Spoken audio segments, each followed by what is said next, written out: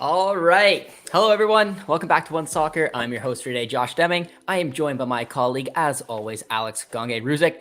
Alex, we are back for another match. Well, it's morning after is our series, morning of, because, it's the morning of. But I'm excited to be back because Canada didn't have a perfect performance. I think they had a better performance. Some may say a tale of two halves, but they got the win. That's the most important part. So before we dive all into it, Alex, how are you feeling today? Do you feel better than the last time we chatted? It depends on the context, I suppose. I think ultimately it's a World Cup. You win. You don't need to win. Pretty. If you can win ugly, you win ugly. And ultimately, the first half was one to forget, but the second half was one of the best halves we've seen in a while. And ultimately, they got the job done. This Ireland team was never going to be a pushover, so it was good to see them rise to that challenge. And in the end, at these sorts of tournaments, they ask about points, and 4 points out of 6. It's frustrating on one hand because they arguably should have 6 and should be cruising, but you take what you can get, and now what's there is that they can head into this last game with the chance to win their group, to control their destiny, and that's all you can ask for. Yeah, I totally agree. The first match with the missed penalty, it'll always rub you the wrong way, but they needed a result here, and they got off to the worst possible start. It's tricky. I mean, this Ireland team is a very stubborn team. It's difficult to break down, and the fact that they scored early meant that they were going to put even more onus on defending. So, kudos to Canada. They found that goal before halftime that I think was very important to them to start the second half. We'll get into the substitutions. We'll get into all the little points, but I want to start off, Alex, with just taking a look at the starting 11. Because last time on the morning after stream, you and I came up with our predicted starting 11. I think we were kind of close. Right? We were kind of close. We had Lacasse starting.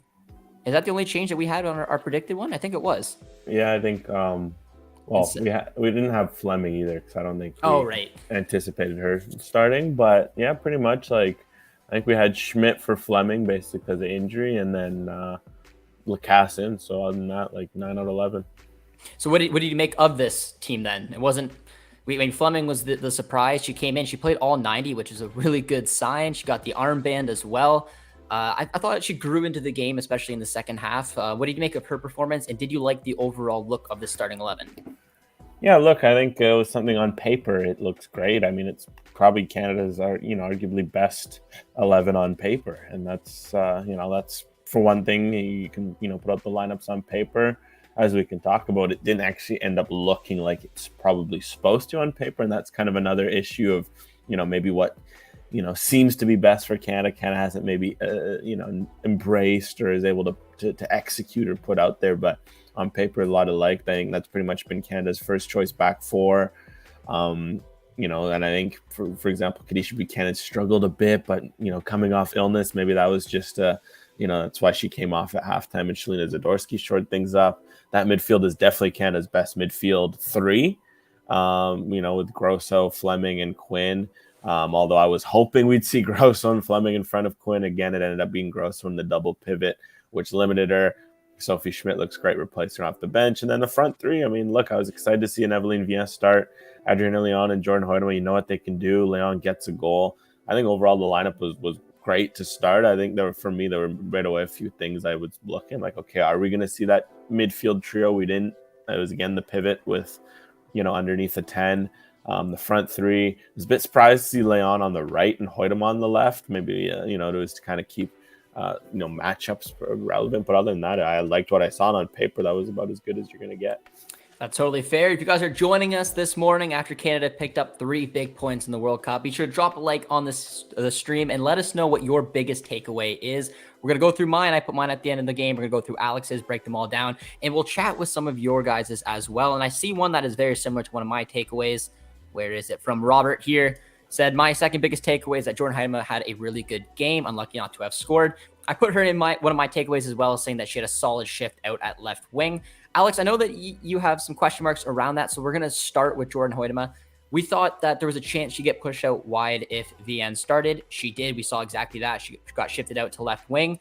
I thought she was a workhorse throughout this match. I thought they tried to use her aerial presence. I thought she had some good runs, try to take on players 1v1. What did you like about her performance, and what didn't you? Yeah, I think she brought good energy. I think that was one thing that was clear. She was getting stuck in, was getting on the ball. I think really, what hurt at times in the first half, especially, is that just she couldn't get the service. In that first half, Canada kind of got nothing going, but it feels like there was about 3 or 4 opportunities, and I think one of them came from Leon, and 2 or 3 of them came from Huitema, and they just couldn't get the service from either of them. So that was the big worry, so to say, in the first half. But then Huitema, she grew into the game. What I liked is that she was being a little more direct. She wanted to make things happen. She had a few shots from distance. Maybe there were a few times where, she could have looked for a better pass, a better option. But look, that's sometimes what you get when you're taking a striker and playing her out wide. You want someone to find those spaces and just be, provocative, so to speak, on the ball. Just take it and go after it. So I think she did that well.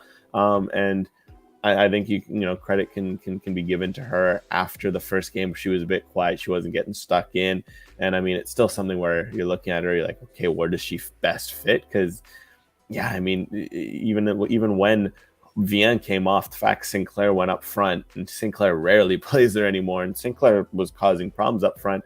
It's kind of like, is Huitema now a winger for Canada? Because whatever reason up front, she just kind of gets lost. But to be fair, that's kind of a problem for Canada. They just can't feed their striker service. Even Eveline Viens, with the energy she provides, just couldn't get a touch, couldn't get a sniff. So, I mean, for Canada, again, it's as much tactically how they can fix this striker problem that they have. But for Huitema, certainly moving a bit out wide ended up getting her into the game a bit more than she did against Nigeria.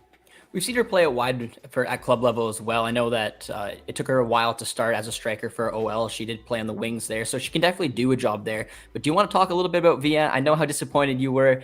How excited you were to see her start, but then how disappointed you were to see her get yanked off at 45. And you're right, Sinclair came on, and I was trying to, when I saw the triple substitutions, trying to capture who was coming on, who was coming off, where were they going to go? And I'm like, oh, so it looks like Sinclair's going to go up front. That was exactly what we saw. So what did you make of Viens' 45? Do you think it was a little harsh for her to get taken off, even though obviously Canada was able to turn around the result? Yeah, I think it was very harsh. And I think, again, I tweeted about, X'd about it, I guess, if you want, with whatever we're still calling it, Twitter.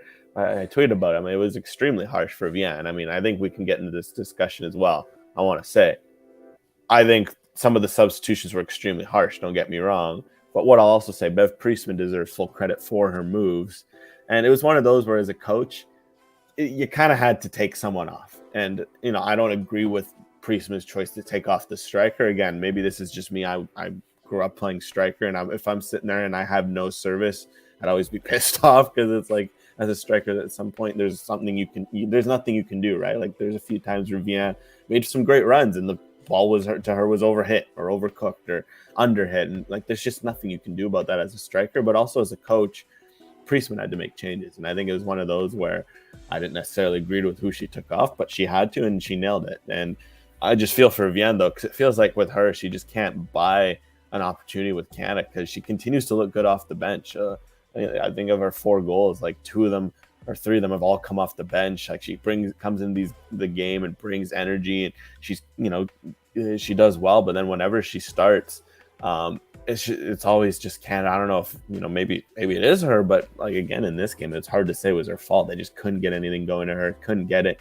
And she kind of ended up being the sacrificial lamb. And it's just frustrating, because it's like, you want Viens to get a bit more of an opportunity, ride it out, give it that chance. And it almost just feels like in these moments where Priestman needs that, to sacrifice someone, it always ends up being Viens. So I just feel for her, because she just deserves more of a look. Like, again, her minutes with Canada, her goal per minutes rate continues to be strong, despite, because she's been struggling to get more than 60 with Canada at a time. In this game, I just felt harsh. Anytime your striker has 11 touches, I always say that's an indictment on the team around versus anything the striker is really doing. And while Sinclair came in and got involved a bit more, and that's credit to her, it felt like had a bit more in her to give, and maybe that they can find that against Australia. That was one of my takeaways from the first half, was just the final ball, the distribution just simply was not there. They were not creating any meaningful chances. Yes, Grosso did get that final one just at the end. That was obviously the own goal, but you're right. Viens didn't have any service given to her. She was very not involved in this match. And we've seen times when Huitema was playing through the middle that you'd see the same type of thing. Distribution was definitely better, and more chances were created in the second half. And a big part of that is what we're going to get into here. And that's technically, I guess, kind of 2 of my takeaways. Are the obvious ones, but experienced subs made the difference. But I'm mainly looking at Sophie Schmidt. Quinn found some chemistry in the double pivot. And Alex, we talked about this starting 11, this 4-2-3-1, and if Bev is going to play this certain way, there's really a main option there in that midfield, which is Quinn, Schmidt, and then probably Fleming above them, or maybe Gross, or however you're going to do it. But Schmidt, when she came in, really calmed everything down, and was a big add to this team, wasn't she? She was immense. She just she did it all. I mean, first of all, her fitness, she was covering a lot of ground. There were a few times, I think there was one moment in the second half, about 20, 30 minutes in, Schmidt made this great ball and almost created a goal. And she was on the right half space. Somehow she drifted forward. And the camera cut, it was a goal kick. And it was maybe 5 seconds later, Schmidt was making a huge tackle on the left sideline. I don't know where she came from. And it was just, she had this energy that was kind of missed off the ball. And I think it's no coincidence that defensively Canada tightened right up with her in that pivot. She's a bit more of a natural defender than a Julia Grosso. And then just on the ball, she was comfortable playing in those deeper positions. She was able to, kind of find those spaces. Whereas when Grosso is playing in there, again, she's an 8. She wants to play between the lines. She's almost a 10, I'd say, with Grosso. She's an 8-10. She's not an 8-6. So you want to get her between the lines. And Schmidt just loved dropping deeper and getting on the ball. So I think Schmidt immediately just cleaned up both of those sides of the game for Canucks in the first half.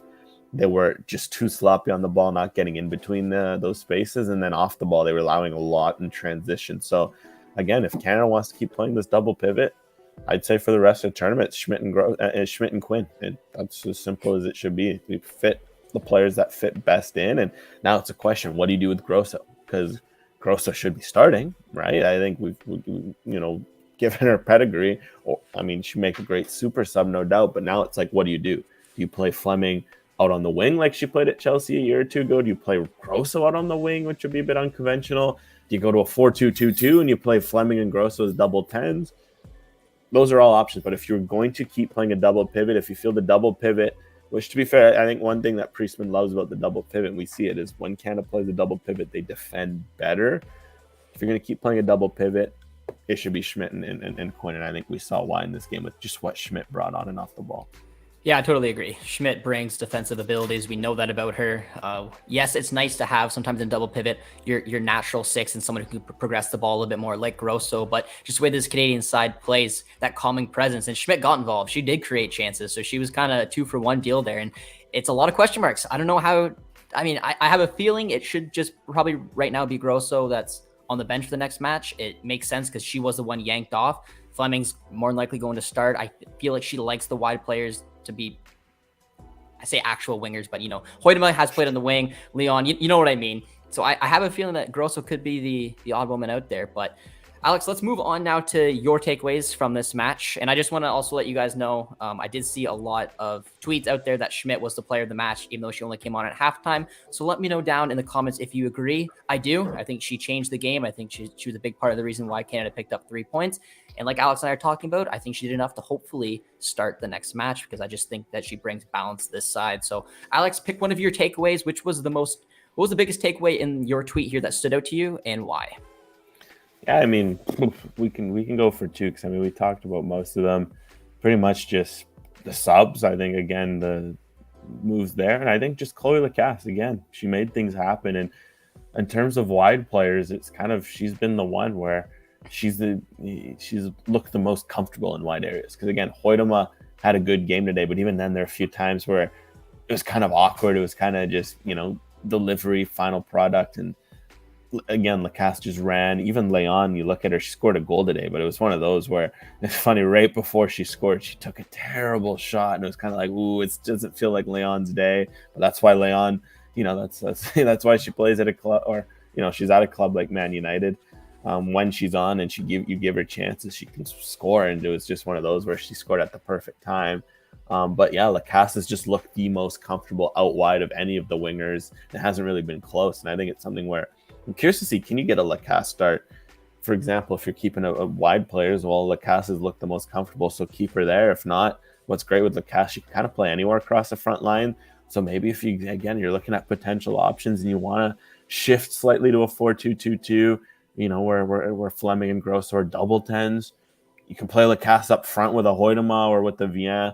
There are options. Because again, one thing we have to mention with Canada, it feels like offensively they're still finding a solution. I'm open to experimentation. I think it's something where, you scored 2 goals today. One was an own goal.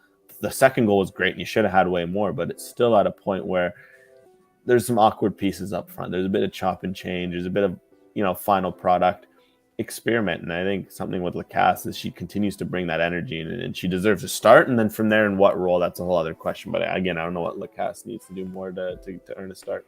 It's tough because I get what you're saying, but in reality, I really don't think Bev's going to change from this 4-2-3-1 system, not 2 matches into this tournament, especially after getting a win, which makes the Grosso and Lacasse conversation so difficult, or the Schmidt, Grosso, Lacasse conversation so difficult, because I truthfully, unless, give me a percentage, Alex. What is the percentage that you actually think she will switch from a 4-2-3-1? Because I'm having a really hard time seeing that she will make this shift to make these different kind of starting 11s possible. I feel like Grosso will be battling with Schmidt for a starting spot, and I think Lacasse will be battling with probably Leon, because I don't see Huitema dropping out of the starting 11.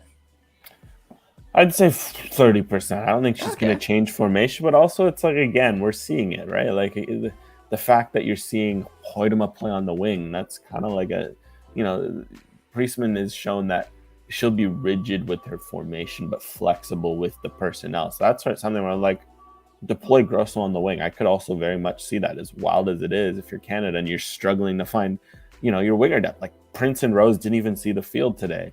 Something like, if you don't believe in your winger depth, then try, Fleming used to play on the wing for Chelsea. It's something where I don't see her maybe changing the formation, because at this point that should have or could have happened a long time ago. So I think between Huitema playing on the wing, Sinclair going back up front, even though that's maybe not her role, Priestman has showed that she's willing to experiment with players in different roles. Grosso in the double pivot, even if they don't suit some of these players. So why not experiment on the other flip side of it? Try one of Grosso or Fleming on the wing, or mix things up, because again, they kind of have nothing to lose. And I think, as we've seen, double pivot is what gets the best out of them defensively. So again, go Schmidt and Quinn in that double pivot, but then experiment up front, because again, it just still feels like they still have another gear to hit offensively, as wild as it is. Because they had a great second half, but so many moments where you're looking for a little more, a little extra, so to speak, in that sort of final third.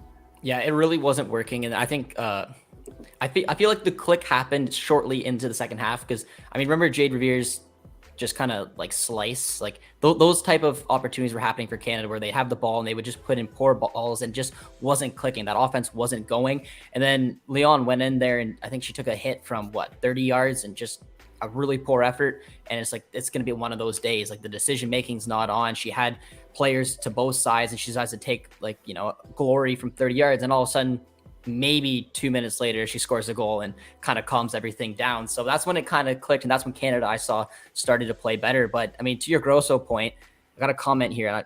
It says Grosso shouldn't play wing. Her defending is weak. So I don't know if you meant she should play wing because her defending is weak, or what you mean there. So if you want to elaborate, Lewis, go ahead. But Grosso did create the chance out wide. And I wouldn't say her defending is weak, but I do think when you have a more stable double pivot, it goes into Bev's game plan, and that's where Schmidt comes into play. And I have trouble seeing where Grosso may go if she starts. I feel like, again, it will be in that double pivot, and to the point here, then maybe they see Sophie Schmidt as that that super sub where she can come on either at halftime or shortly into the second half if what Grosso's doing isn't working, or vice versa. But I have a hard time seeing Huitema not starting. And Alex, what do you think? Because I thought Huitema put in a good shift out wide.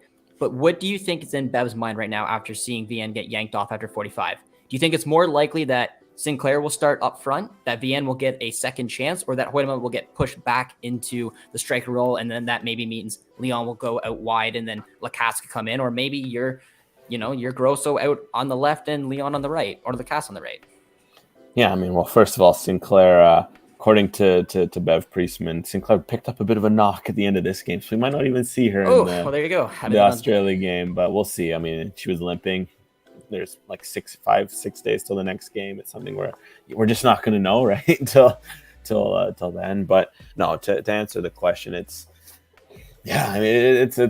tough, because again, for Viens, where I'm torn with Viens, this is my perspective. I don't know what Priestman might have on Viens. She didn't get any service. So for Viens, if I'm trying her again, I kind of want to put her in some roles where there's more service. And with Viens, the thing is with Viens and Huitema, I don't know if they necessarily suit each other. Because again, that's there's a few times we saw it with Huitema, right? Her instinct actually, there was a great chance, funnily enough. I'm pretty sure it was Evelyn Viens who made the run in behind. I think maybe I'll have to rewatch it, but if you remember Huitema's left-footed shot in the first half, someone made a fantastic run and was open, but Huitema went for the shot, which I was like, fair enough, Huitema's a striker. You're not going to ask your striker to not shoot from that area. But for example, it kind of makes you wonder, like, can Huitema and Viens really play together when they've kind of got similar striker instincts? So that's something where if you're continuing to start Huitema, I don't know if Viens can really fit in. And again, you're almost better off putting a Grosso on, yes, out of position on the wing, but what does Grosso do? She creates chances. The fact that she drifted forward once and created the own goal just by,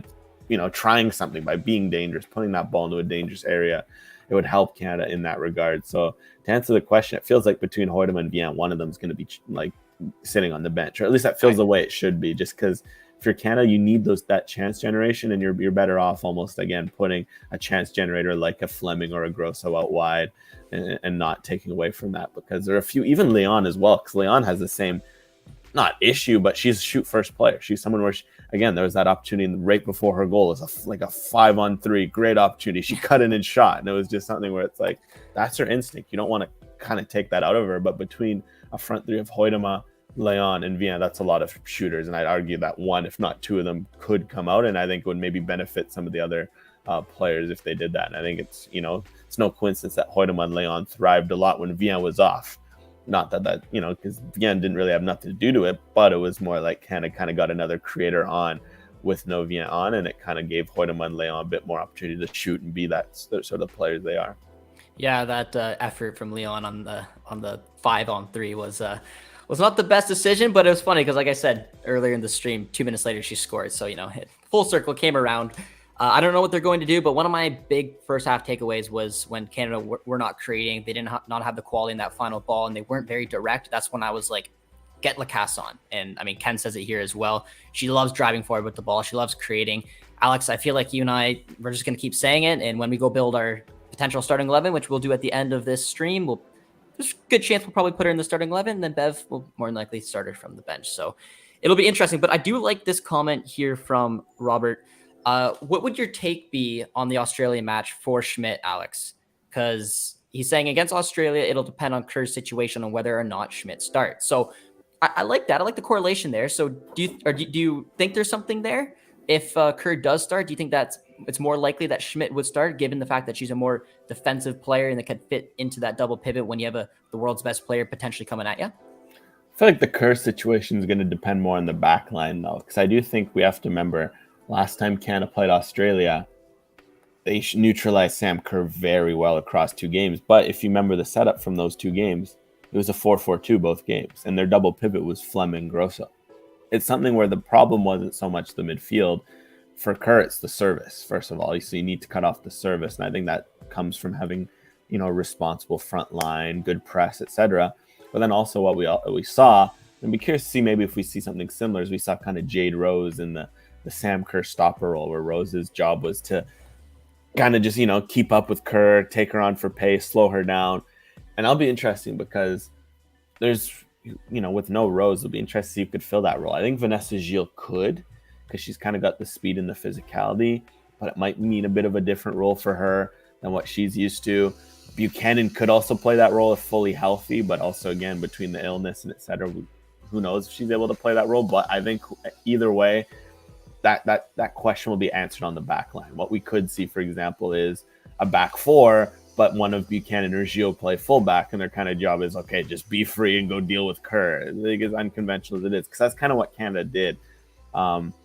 Obviously, we have the setup here. I think you want to go to the first game. The first game? Is this the second game of this? That? This was the second first one. Oh, it's the second one, I think, where Jade Rose started, and she kind of had the big game. So they played Zadorsky and Rose together, and Rose was just excellent, kind of almost playing like a sweeper, almost, just the way at times she kept dropping and dealing with Kerr. So I think, again, the solution to Kerr is more on the back line than in midfield, because I think in midfield your job is just to cut off the service. You're not like someone like Schmidt is not actually having to deal with Kerr that much, because Kerr likes to stretch the channels, likes to run in behind. And again for Schmidt, I've seen this a few times. I want to be saying, yes, she's 35, but Schmidt actually might be one of the fittest players on the team, because last year, by the way, her season finished, right? A club season, long year with Houston Dash. She had some Canada duty with that. It was November, I think. She went and completed an Ironman, like literally 3 days after her last game of the season, like for fun. She's like, screw it, I'm going to go do an Ironman, and completed it. Just for an idea of how fit she is, and she's looked just as fit this year. She plays a lot of 90s for the Houston Dash. I just want to say, if we're talking about Schmidt's fitness, don't be fooled by the 35.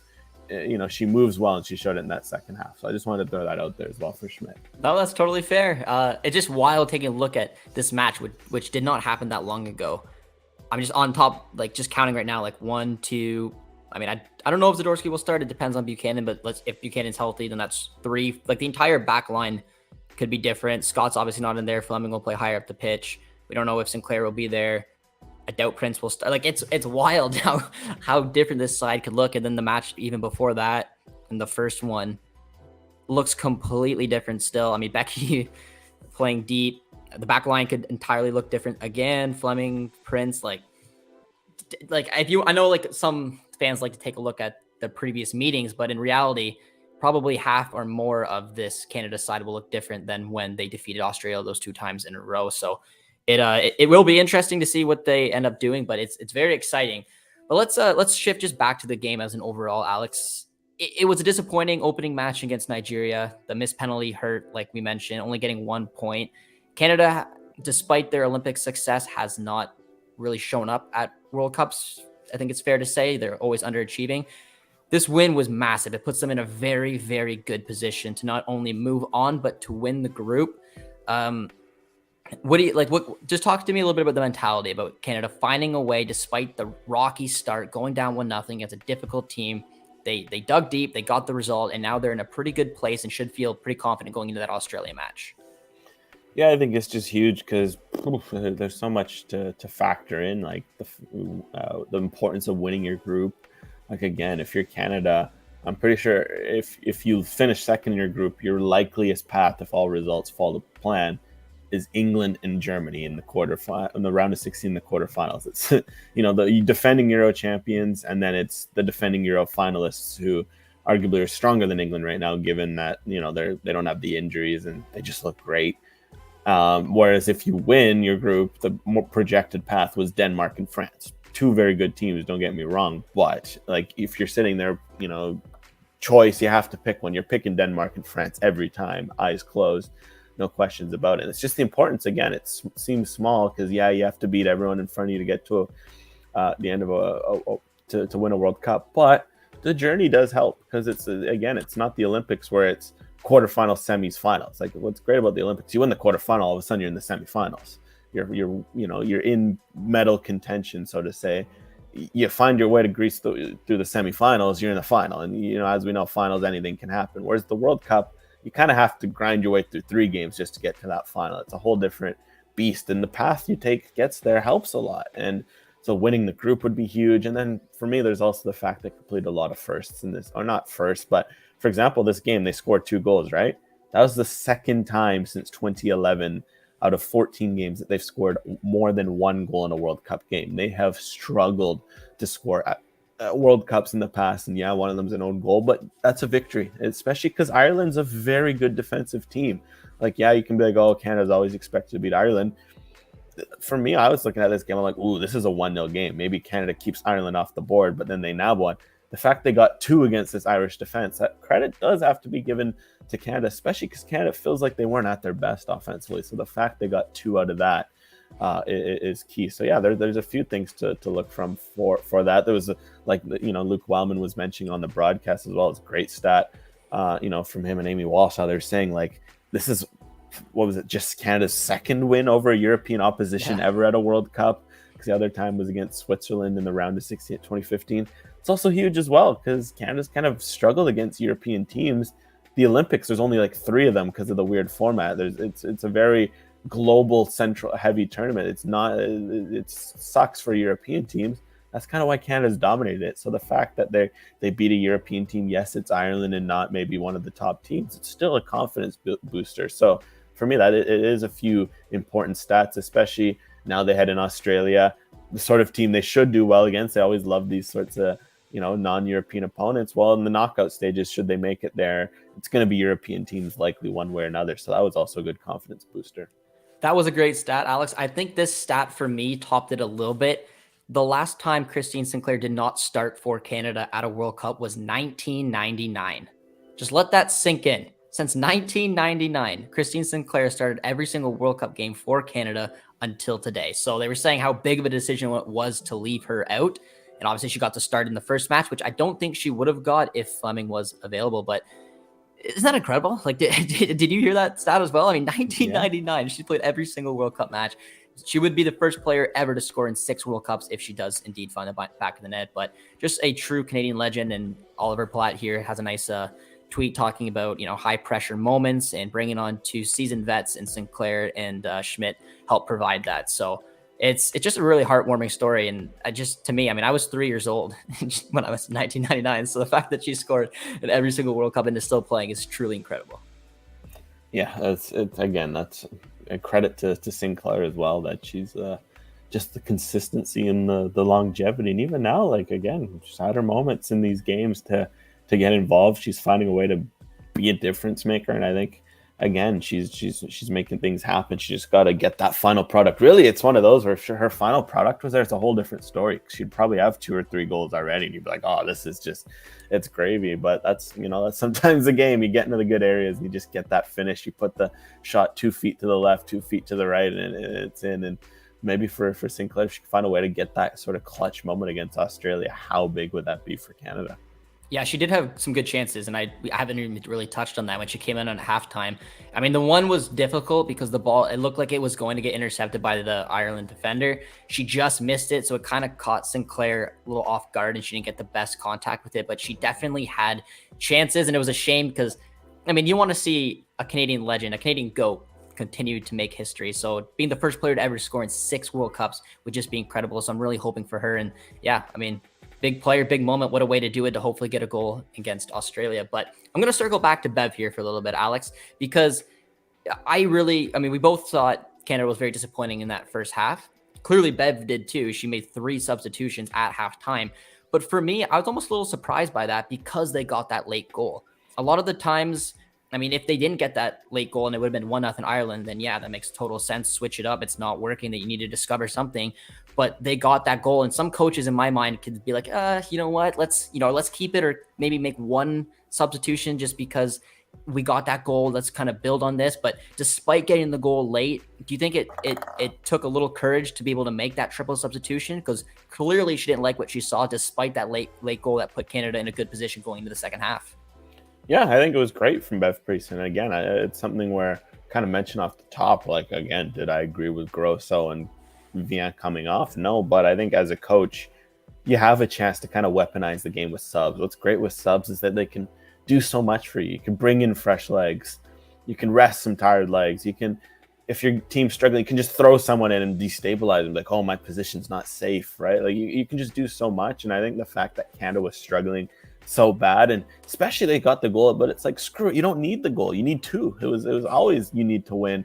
So the fact that Priestman was just kind of like, you know what, that wasn't good enough, we need better, and the fact she's like, all right, let's do a triple sub, I love it. I'm always going to be I'm always team like, use your subs. Like, I find it ridiculous when coaches don't use all 5 subs, because they're assets. Heck, even if you don't want to use all 5 and you have them left over and you're trailing or losing in the 90th minute, use it then. Use it at least as a time waster, right? It's like value in the sense that you mess it around. So anytime coaches use their subs, it's key. Because that's, again, as a coach, sometimes, you don't want to step on your own feet and overthink and over-adjust and whatnot. But it's for Canada. They were struggling. They were goal aside it was all Ireland's half. Really, Ireland should feel gutted that Canada even scored in that half, because it was all their half.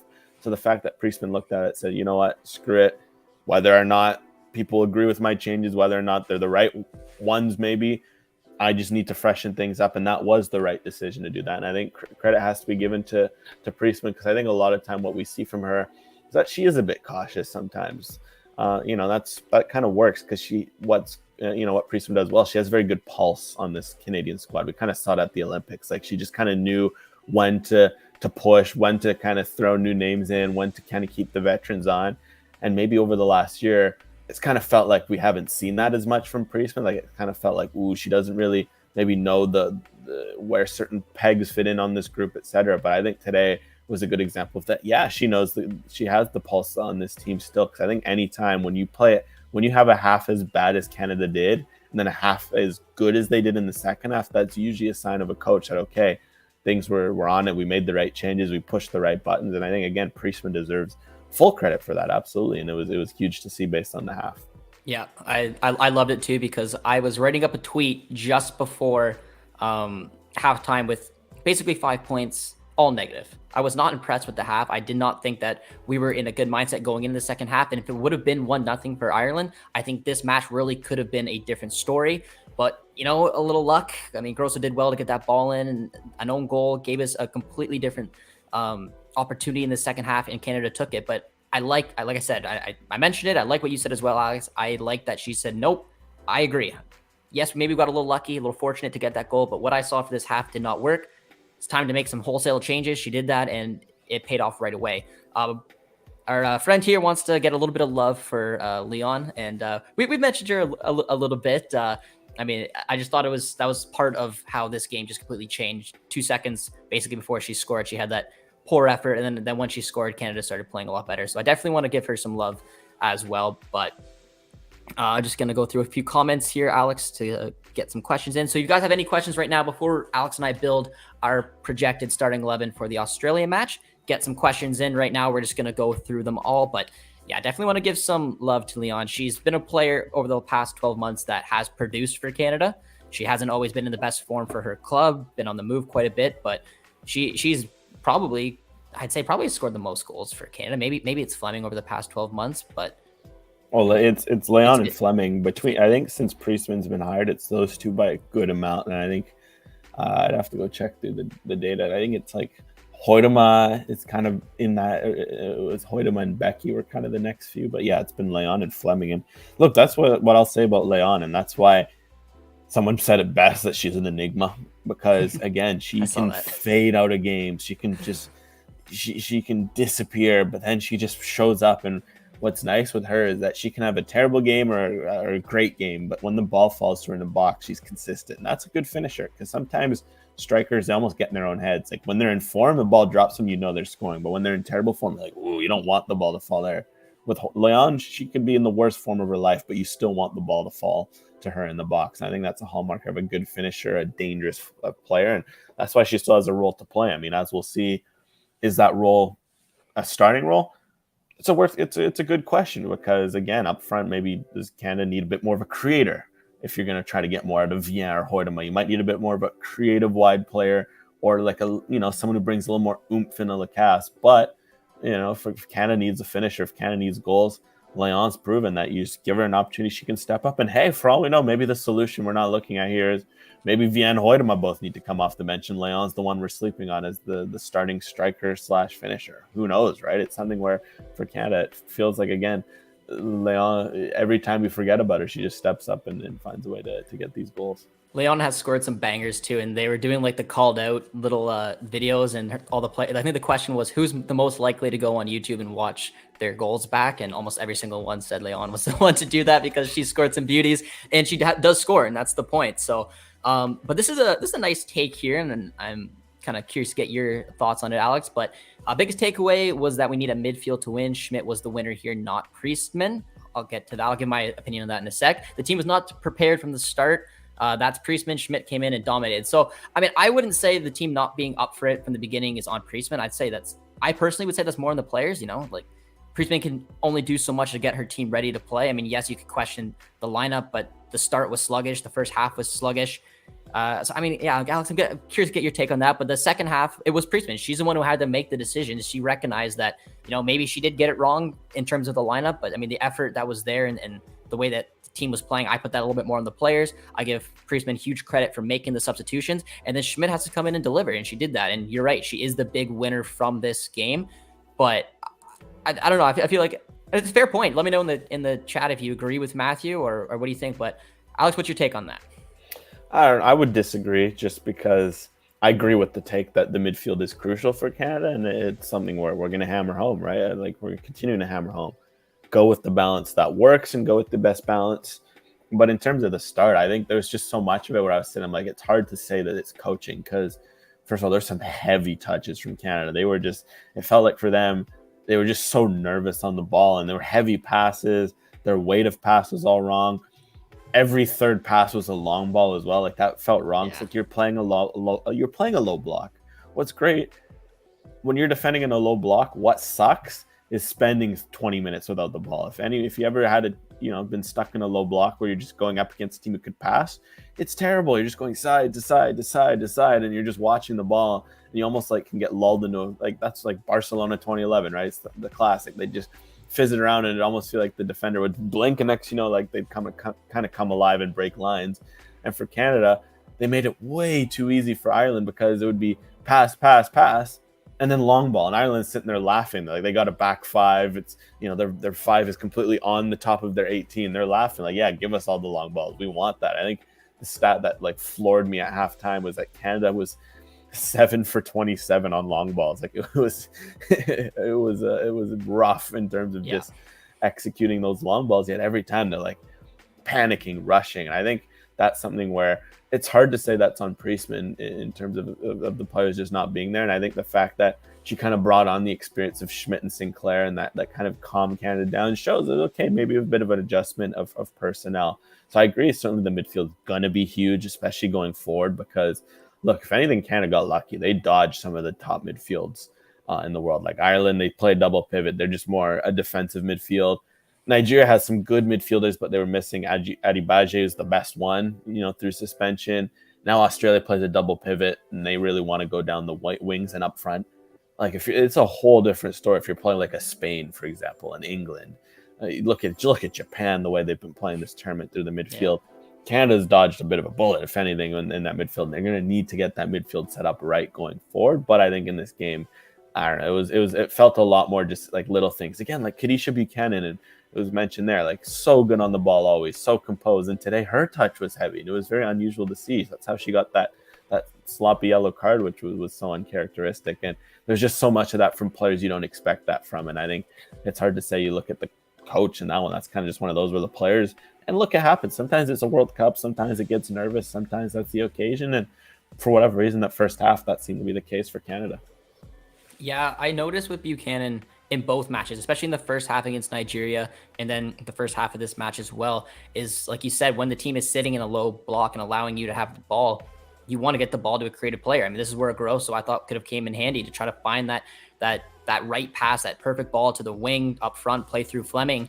And a lot of the times, I don't know if it was frustration or just seeing something that just wasn't there, but Buchanan constantly throughout those two first halves would pump the ball up to almost no one. And like you said, when you're sitting in a low block, and if you're not going to get a bat, like I got the one play when she's trying to get it to Huitema because she is pretty good in the air, but I know you mentioned before we started recording here, Alex, that she lost a lot of those battles, but I didn't get what the reasoning was behind it. It's just maybe she saw someone quickly, but she kept doing it through both first halves, and it just basically gave the ball away and allowed Ireland to sit back, defend, and then when you lose possession like that, hit on the break. So I didn't like that. I would have liked to see them actually try to play through the midfield, try to create patterns of play, something there. It was just a little off for me from a player who's just so good in Buchanan. I was a head scratcher for me. Yeah, and again, that was what the surprise, because Buchanan and Gilles as well. Usually they're composed between the pair of them, and there's just a lot of long balls like that. Even, we get to Riviere, Lawrence. There's just so much, uncharacteristic sloppiness. Heck, there's even moments where Canada would wake up for a second and it was like the ball. I think of that ball, really. That ball summed up the first half. Was that one that got to Leon. She was in fantastic space, and her cross was just like, it wasn't even close. It went straight. I think it ended up straight in the stands or something like that. It was like, that's just what it was for Canada. We're just, the way I described that first half, I had to use 3 words. It was frenetic, it was chaotic, and it was just like, it was like they had their, if they all were, they have the heart rate monitors on. It felt like everyone was playing with a BPM of like 150. Like it was just like so like up tempo. Like it was like almost like relax, breathe on the ball, take your time, enjoy the possession. And they did that in the second half. And I think it's kind of no coincidence that when they settled in, they're like, oh, actually we have a lot of space. Like, I don't know, maybe if they kind of got drawn into the idea that Ireland's going to be very physical. Let's be quick in the midfield. We don't want to take any loose touches because someone's going to get tackled hard or something like that. But then it's like also that's kind of the risk you have to run when you're playing a physical midfield. You almost want to take that extra touch at times and draw them out of their position when they're playing defense. So you kind of want to force that tackle, get them to lunge, and then break through.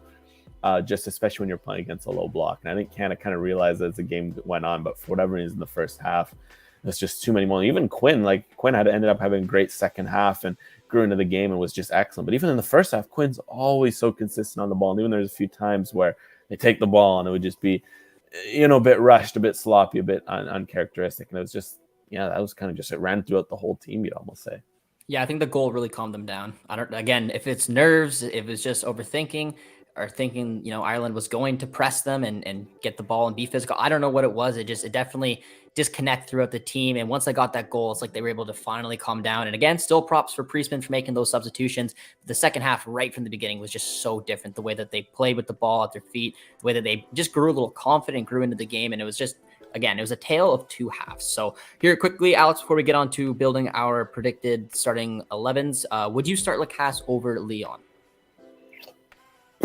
I mean, I don't know. I feel like it's for them. I want to see them together. That's I'd hard to say start one over the other because Leon, you just at this point you want her on the field for that one moment of magic. If you're taking again all the moments of frustration, you want that one moment of magic because for Canada, she's kind of been the one who's shown that she has that moment of magic in her.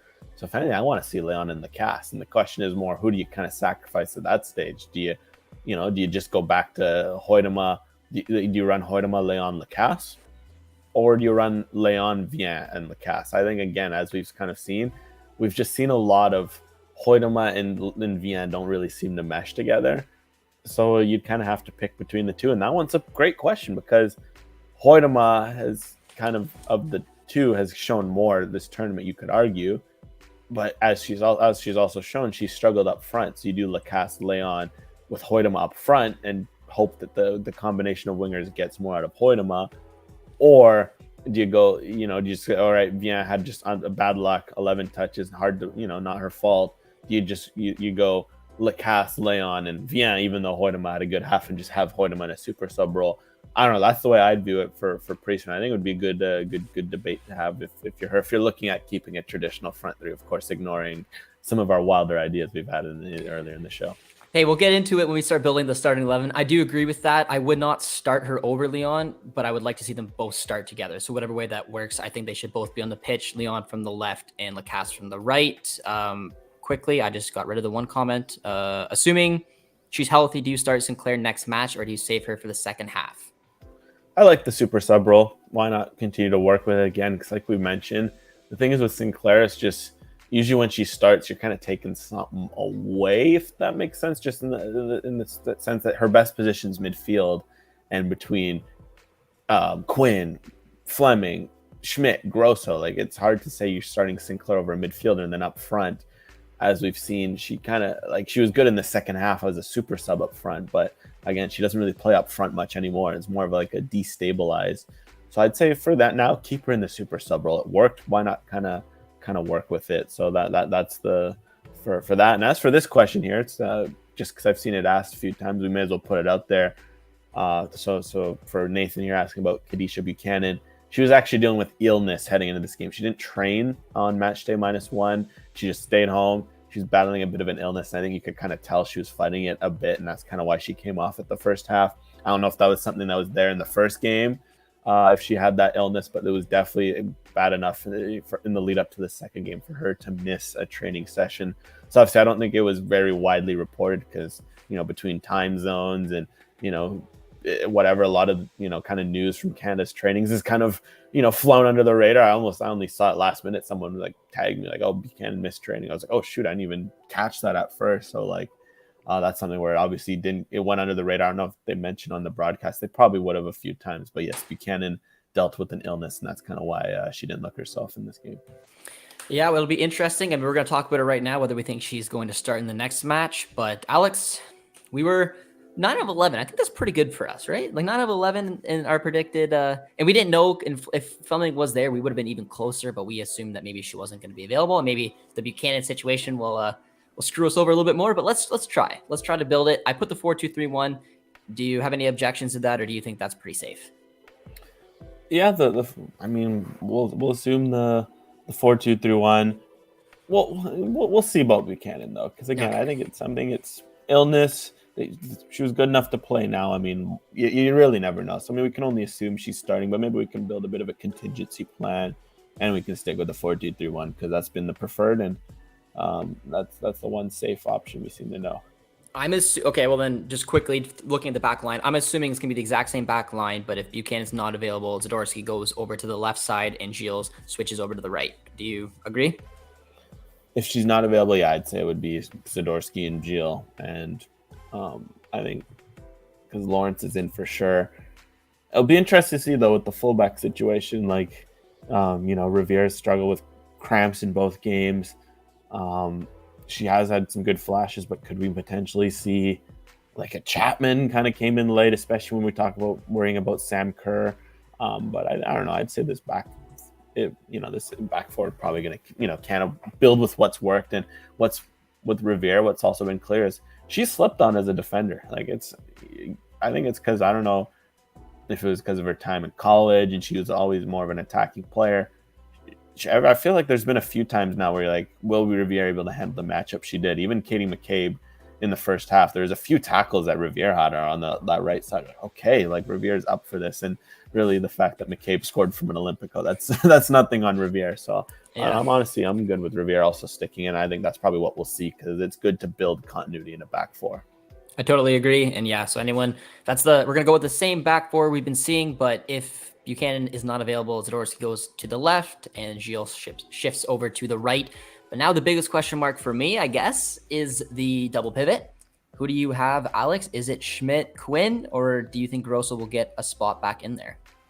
I'd say let's go Schmidt and Quinn. It's something where ultimately you see what you see, right, in the game. Then Schmidt's shown enough over 2 games where she deserves to start. And if Canada looks best with Schmidt in that double pivot, then Schmidt should be in that double pivot. And it's something where, yeah, I mean, if you end up having Grosso as a super sub, hey, one thing you can say for Priestman, and this has been kind of, funnily enough, this has been a theme for Priestman. I think since her hire, she's always been very good at subs. It's something where a lot of super subs have thrived under Priestman.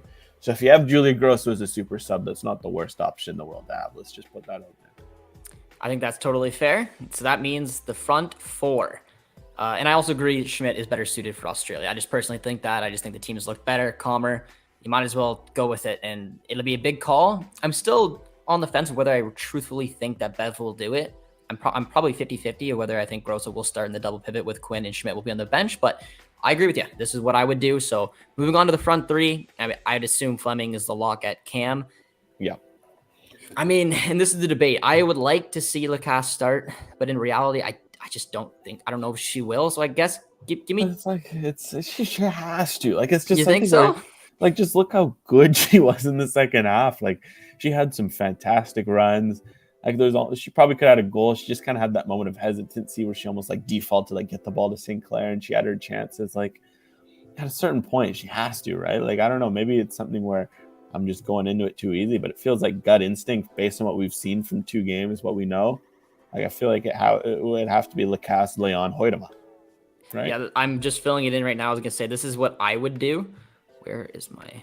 Like this is probably a mix of what we know of Priestman and what we'd probably do ourselves, right? Yeah, like this is what I would like to see. Is that what you're saying, Alex? Yeah, I think that's probably fair because look, I mean, we mentioned off the top, I'm open to like if Canada wants to create more chances, start like almost like a midfield, like a 4-2-2 kind of vibe where you do Schmidt, Quinn in a pivot, Grosso and Fleming as double 10s, and then start like a Lacasse Leon up top vibe. Will that happen? As we mentioned, 20%. So yeah, if we're assuming they keep a 4-2-3-1 based on what we saw, I'd say this is probably your best 3 that we've seen in isolation. I of course would love to see more Viens, but I just think Priestman will want to keep Huitema there. And then, yeah, so I'd say this is probably the best guess. What I like from just looking at the starting 11 is, like I said, Schmidt brings balance, especially against a team like Australia. Just to me, that midfield duo that looks so well since she came on at halftime will be a big important factor to this game. Quinn, Schmidt, and then you have Fleming doing what she does in the middle, the freedom to go forward. She can combine with the other 2 behind her. Then you have Lacasse a very direct player, and she's been direct and she's looked good. This is a chance that I think that she deserves. And Leon, always one of your most informed players, just shift her out to the left. And then Huitema goes up front, where I don't think Viens going to get the look again. I don't really want to see Sinclair start the game. Like we said, super sub. There's just a lot I like about it. And I would just overall just take a look at this side and just say balanced. Balanced is my one word that I think, where if a Grosso's in there, it kind of switches it up a little bit, or even Sinclair up front. I really like to look at this. Will we see it? I don't know, but I do like it. But to end off the episode, Alex, let's take just a quick shift over to Australia. Now, we don't know their result of obviously their next match. We don't know if Kerr will play in that one or in the match against Canada, but tell me what your biggest worry when we take on Australia is going to be, and where do you think we could punish Australia? Yeah, I mean, if Kerr's in the lineup, that's obviously the big one. But yeah, I mean, really for Australia, it'll be interesting to see, because I don't know, Ireland did so well to nullify them, but as we've seen, also Australia has some good transitional threats. I think Rasso was someone who had a great battle with McCabe on that flank, and certainly forced McCabe a few times to get into some tough challenges. Fowler as well if you can get her on the ball. Australia struggled to do that in the opener. I'm curious to see if they can do that more against Nigeria. She's dangerous, so I'd say just be wary of that transitional threat, especially if Canada maybe gets a bit, say Kerr isn't able to play and you get a bit overexcited, you want to play on the front foot, you have to be wary of that transitional threat. And otherwise, Australia's defense was very solid against Ireland. I mean, Ireland didn't have too much of that attacking threat, but for Canada, it won't be easy. Australia at their best, they have an aggressive defensive shape. They like to, defend well. So it'll be interesting. I think primarily we also have to see how the things break down here versus Nigeria, and what we see from Australia. Because really, I was going to argue, like, after match day 1, Australia looked the worst in the group, because Ireland looked great to push them. Canada really finishing just kind of let them down. Nigeria did really well to push Canada. Australia just kind of got really fortunate. Like, the penalty they won was nothing. Like, it was a terrible ball in the box. It was just a bit of a brain fart from Ireland. Australia really didn't create anything other than that. So for them, I'd probably be able to confidently answer this more after this Nigeria game, because they have a lot to prove. And if they can play well, okay, that'll be a worry for Canada. If they kind of have a nervous game against Nigeria, but maybe the nerves are getting to them as hosts, because that can happen. Sometimes as hosts, you get the advantage of having the great crowds in your support, but also if you get in your own head, it can easily collapse for you just like that. Look at New Zealand. Well, that's it. They go from winning in the opener, and then, I mean, credit to the Philippines. They deserve that. But yeah, it shows. Now, this will be our last question here. How about the math? Do we want to draw in Nigeria, Australia? I don't. It's difficult. I'll see what you're saying, Alex. I'm just doing the math in my head here. So if they draw, Nigeria, Australia will be sitting on. No, that's not true. So if they draw, Australia will be on 4, Canada will be on 4, Nigeria will be on 2. So if there's still a chance, I think we'd be sitting pretty on goal difference. Like, if we were to tie Australia and then Nigeria won, all 3 teams would have 1 win, 2 draws, but we have more goals for than Australia. I don't really know. I think I'd rather Australia just win, and then I'd like to see Canada go out and try to win, because that way, like, if we want to top the group, we got to take on the host, we got to beat them, and we got to, go out there and win. I don't really want to see us play for a draw. What's your thoughts on it? I'd say for Canada, you want to draw. You want a 0-0 draw. Yeah. It's because the first tiebreaker is goal difference, and then the second tiebreaker is goals for. So the fact that Canada got 2 goals in this game is huge. It's too bad they couldn't get 3 or 4. Would have made a huge difference for them.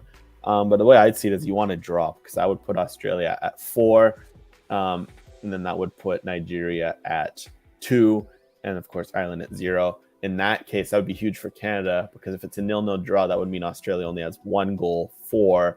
So it means that Canada could pass Australia with a draw, because goal difference would be even, but then they'd have the goals for advantage no matter what in that case. And that's huge, because then if Canada, basically a draw could be enough. You want them to win, but it's nice to have that safety. You always want that backup option. Plus, you kind of have the pressure knowing, okay, we can go for the win knowing that a draw is enough. Whereas when you're in a situation where you need to win, you can almost get like a bit kind of stuck in 2 minds. So if I'm sitting here rooting for the game tomorrow night, I want a 0-0 draw, full stop. Even a 1-1 draw is manageable, but then it gets really complicated with fair play and all that. And I think given that Canada's already had 4 yellows, they're not looking too hot in that department. So yeah, I want a 0-0 draw. If not, I like the Australia win shout, because then it kind of just sets it down to between those two teams. Last game, you go at it. Yeah, Nigeria could theoretically sneak in at the end, depending on how Ireland is, but Ireland's not going to go out. Yeah, they're already eliminated, but you kind of see what it means to them. They want to go out and get a first win at a World Cup, and they're going to give Nigeria everything that they got. So I'd say any combination of a 0-0 draw or an Australia wins probably the best case scenario, because you don't want Nigeria heading into a game with Ireland, pardon me, with that win, and then they'll kind of have the advantage, and then it'll put a lot more pressure on Canada.